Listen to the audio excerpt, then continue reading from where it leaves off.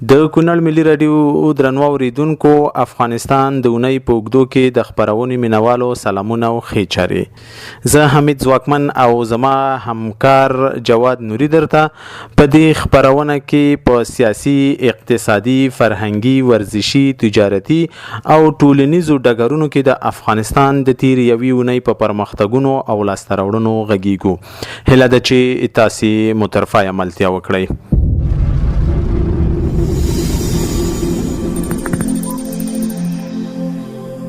افغانستان د اونۍ په اوږدو کې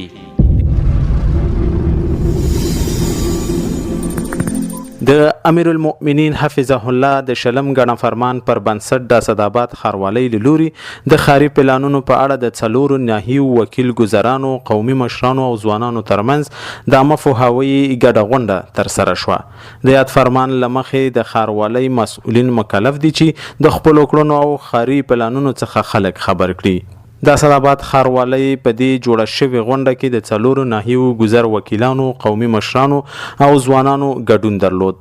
ګډونوالو د ښاروالۍ لخوا د ښاري پراختیا او نظم راوستو لپاره وړاندې شوي پلانونه ګټور وبلل او ژمنه یې وکړه چې د ښاري نظم، پاکوالي او پرمختګ په برخه کې به له ښاروالۍ سره هر اړخیزه همکاري کوي.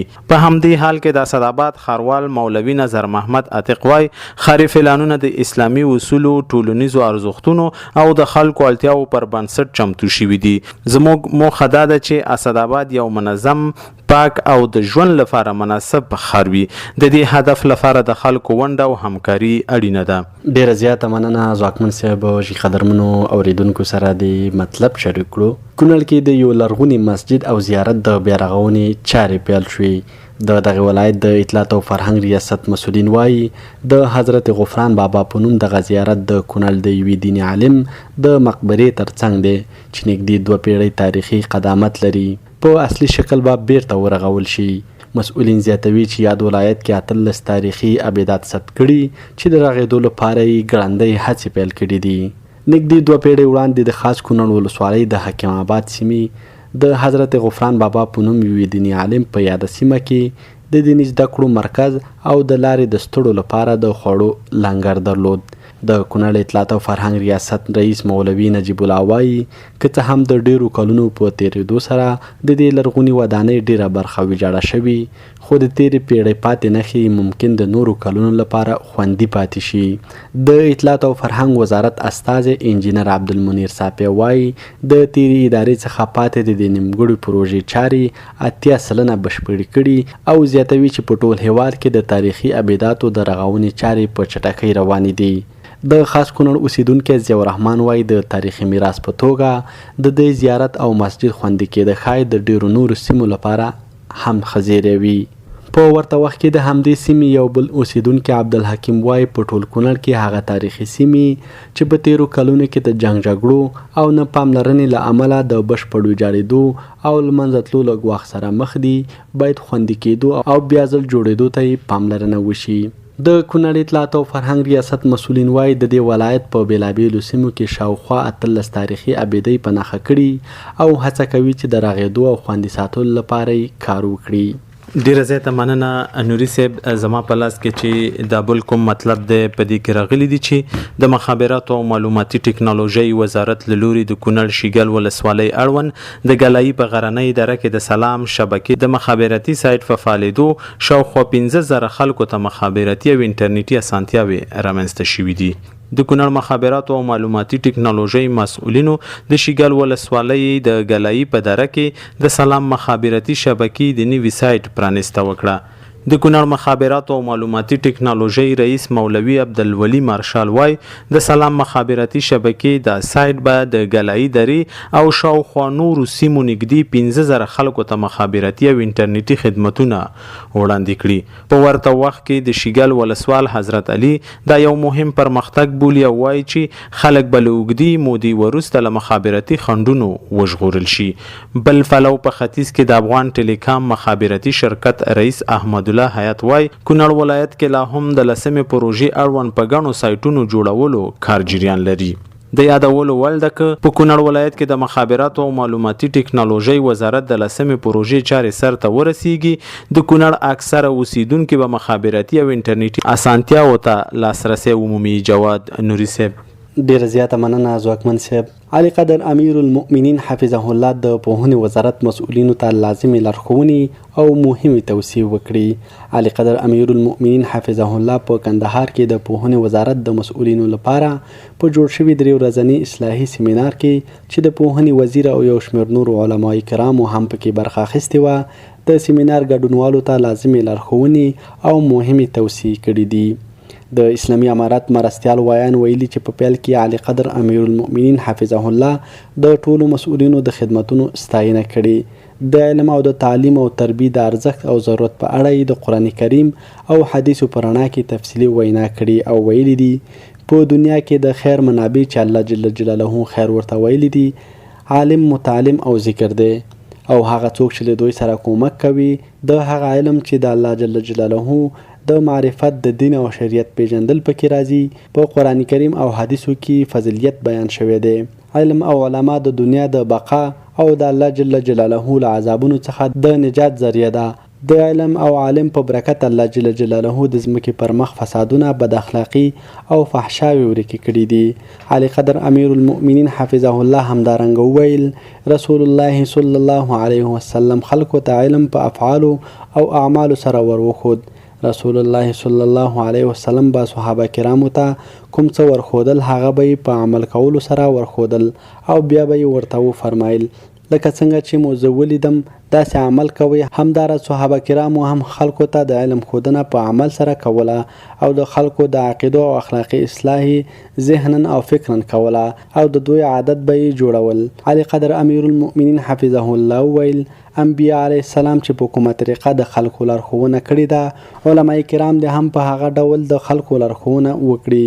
علما کرام باید د انبیاء علیه السلام د تقوا صفتونه، خویونه، اخلاص، صبر او استقامت په ځان کې راولي او په عمل کې خلکو ته ښکاره کړي ترڅو خلک هم په دوی پسې اقتدا وکړي. علي قدر امیر المؤمنین حفظه الله د خپل وینا په پای کې د سیمینار ګډونوالو ته له غفلت څخه د ځان ساتنې په اړه مهمې سپارښتنې کړي او ویلي دي چې غفلت ډیر مهلک مرض دی.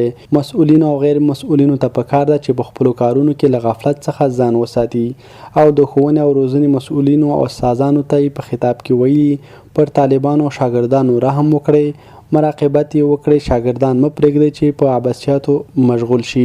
ډیره زیاته مننه نوري صاحب. زما په لاس کې چې دا بل کوم مطلب دی په دې کې راغلی دی چې نورستان کې د نږدې 55 میلیونه افغانیو په ارزښت بیروج وپلورل شول. نورستان د قانون او پټرولیم ریاست مسؤلینو په دغه ولایت کې یو ځل بیا د بولۍ له لارې د قیمتي او نیمه قیمتي ډبرو بیروج د پلور کېدو خبر ورکړی. د نورستان ولایت د قانون او پټرولیم رئیس مولوي سید رحمان عمر وایي چې په کامدیش ولسوالۍ کې د آزادې بولۍ له لارې د 450 میلیونه 55 زره افغانیو په ارزښت 140 کیلوګرامه د بیروج ډبرې وپلورل شوې. د نوموړي په وینا د یادې بولۍ له لارې به د دولت خزانې ته 15 میلیونه 400 زره افغانۍ عواید جمع شي.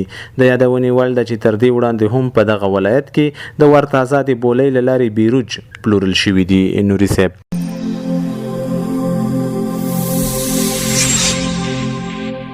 عزیزي انرژي ګروپ به د 10,000 میګاواټه تولیدي پروژې د لومړي فاز عملی چارې ژر پیل کړي. د ریاست الوزرا اقتصادي مرستیال مولا عبدالغني برادر اخون د روان 1404 لمریز کال د سمبولي میاشتې په 5مه په خپل کاري دفتر کې د هیواد له ملي سوداګر او د عزیزي انرژي ګروپ شرکت له لوی رئیس میرویس عزیزي او له هغه له تخنیکي ټیم سره وکتل. د لیدنې پر مهال میرویس عزیزي د 10,000 میګاواټه پروژې د چارو د پرمختګ راپور د ریاست الوزرا اقتصادي مرستیال ته وړاندې کړ.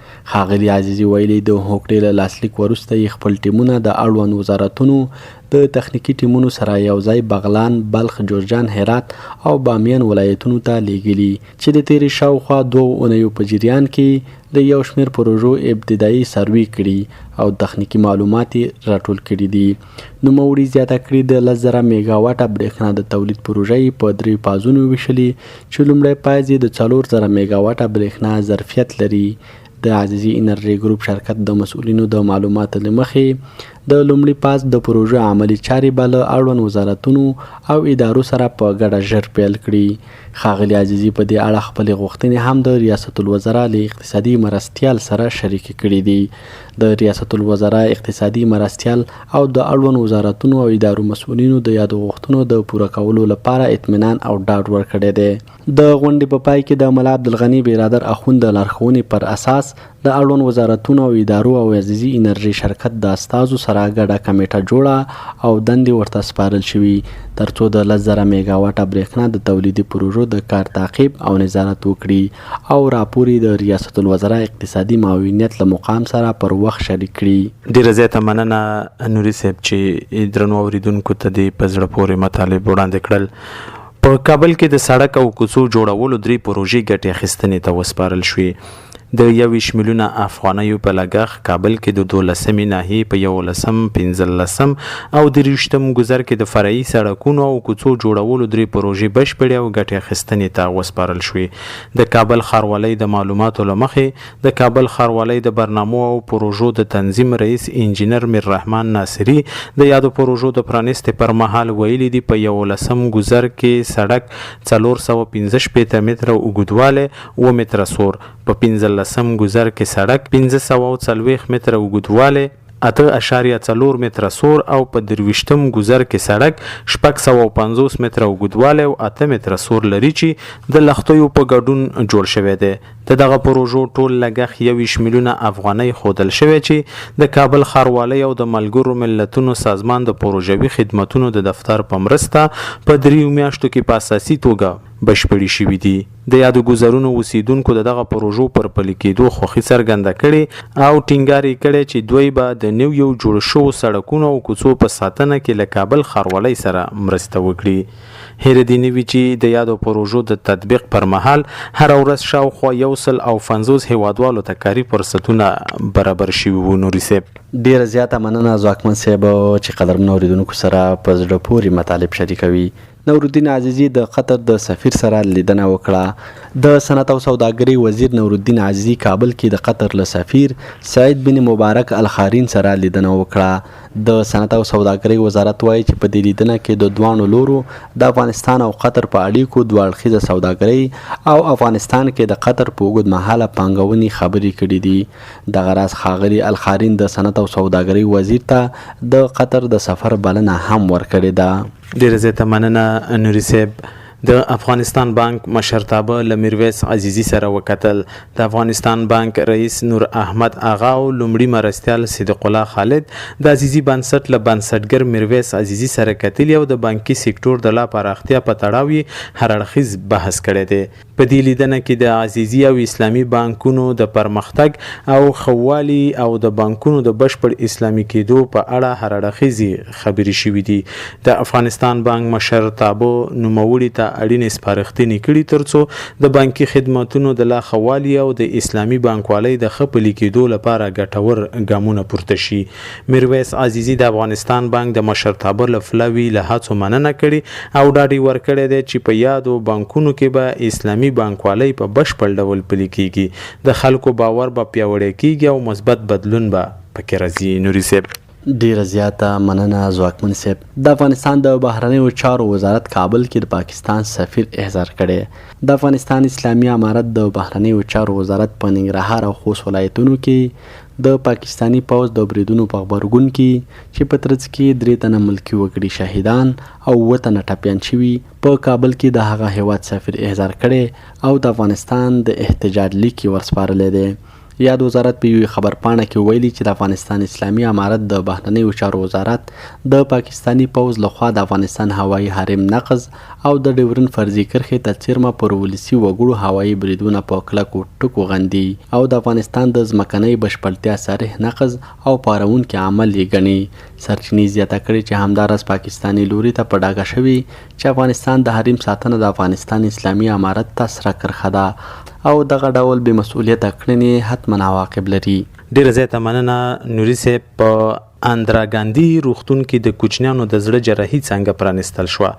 د لومړي ځل لپاره د هیواد په دولتي روغتيایي سکتور کې د ماشومانو د زړه جراحي او هیمو ډیالیز څنګه پرانستل شوې. په دې تړاو جوړ شو مراسمو کې د اسلامي امارت غنو چارواکو او د روغتیا نړیوال سازمان یونیسف ایمرجنسي بنسټ سره صلیف او افغاني سری میاشتې استادو ګډون کړو.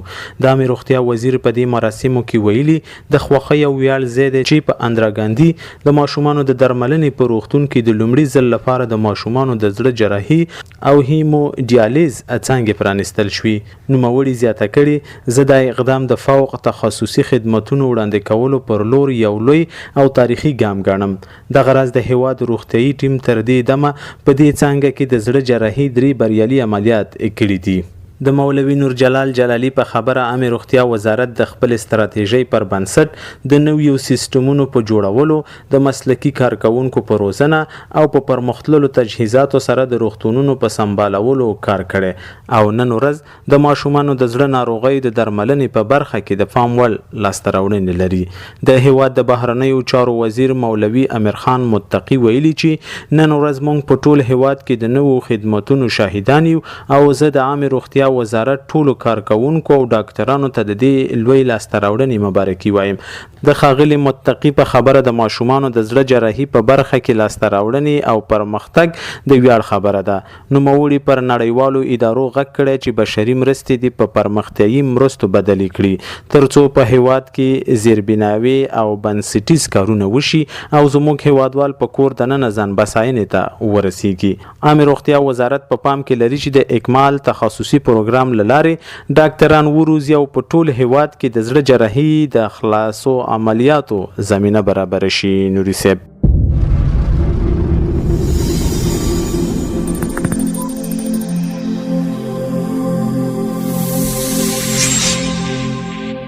هلمند کې د څه باندې 15 میلیونه افغانیو په لګښت د یو سړک د جوړولو چارې پیل شوې.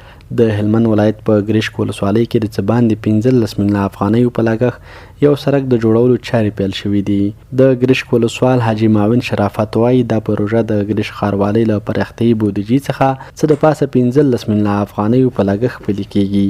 د نوموړي په وینا دغه سړک 2.99 کیلومتره اوږدوالی او 9 متره سور لري چې کارونه به یې په نږدې 2 میاشتو په موده کې بشپړ او ګټې اخیستنې ته به وسپارل شي. چارواکي وایي چې د دې سړک په جوړېدو سره به نه یوازې د ښار او شاوخوا سیمو د اوسیدونکو د تګ راتګ ستونزې هوارې شي بلکې د ښار د ښکلا او پاکوالي په برخه کې هم مهم اغیز لري. ډیره زیاته مننه نوري صاحب.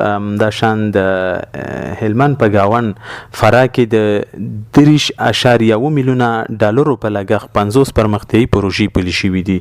د فرا ولایت د اقتصاد ریاست مسؤلین وایي چې د روان 1404 لمریز کال له پیل راهیسې تر دې دمه په دغه ولایت کې د 3 میلیونه 255 زره امریکایي ډالرو په ارزښت 50 بیلابېلې پرمختیایي پروژې پلي شوې دي. د یاد ولایت د اقتصاد رئیس مولوي جمال الدین جلالی رسنیو ته ویلي دي چې دغه پروژې د 11 بهرنیو او 6 کورنیو غیر دولتي موسسو لخوا د اقتصاد ریاست لسب وروسته تطبیق شوی دي چې لامل یې شاوخوا 1850 تنو ته د کار زمینه هم برابر شوې ده. د فرا د مرستیال ولی مولوي رحیم الله محمد په وینا د یادې پروژو له ډلې 2 بشپړې شوي او 6 لا هم روانې دي او 2 نورې د پلي کوونکو موسسو لخوا ځنډول شوي دي. د یادونې وړ ده چې یادې پروژې د پوهنې، روغتیا، کلو بیا رغونې، کار او ټولنیزو چارو، چاپیریال ساتنې، پیښو او کډوالو په برخو کې پلي شوي دي. ډیره زیاته مننه ځواکمن صاحب. زما په لاس کې وروستی مطلب دی. په دې کې راغلي نیمروز کې په نشه یي توکو د 9 روږده کسانو درملنه وشوه. د نیمروز د امنیه قومندانۍ مسؤلین وایي چې په دغه ولایت کې د 9 روږده کسانو له بشپړې درملنې وروسته خپلو کورنیو ته سپارل شوي دي. سرچینې ویلي چې یاد شمېر روږدي کسان د نیمروز ولایت له بېلابېلو سیمو څخه راټول او د روږدو زربستریز کمپ کې له بشپړې درملنې وروسته خپلو کورنیو ته سپارل شوي دي. سرچینې زیاته کړي چې په دغه ولایت کې د روږدو کسانو د راټولولو لړۍ هم دوام لري او په دې برخه کې خپلې هڅې لا ګړندۍ کړي دي.